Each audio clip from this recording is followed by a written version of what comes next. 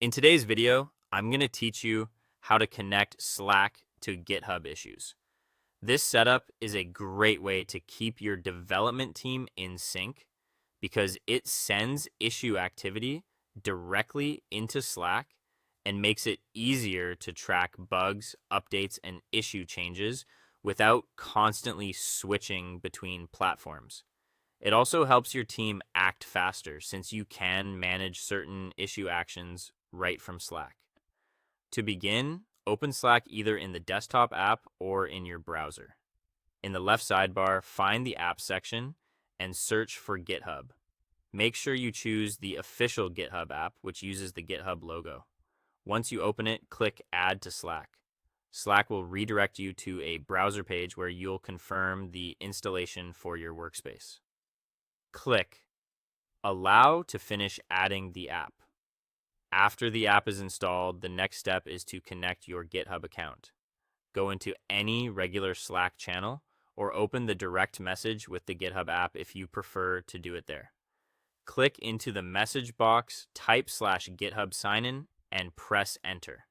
Slack will display a setup card with a button that says Connect GitHub Account. Click that, sign in to GitHub if needed, and approve the authorization so Slack can communicate with your GitHub account securely. Once your account is connected, go to the Slack channel where you want GitHub issue notifications to appear. In the message box, type /GitHub subscribe owner /repository, replacing that with your actual repository path, then press enter. If the repository belongs to a GitHub organization, Slack may prompt you to install the GitHub app for that organization. If that happens, click the link, choose the correct organization in GitHub, then click Install and Authorize. After that, you can close the browser window and return to Slack. By default, this subscription can include a lot more than just issues, such as pull requests, commits, and releases.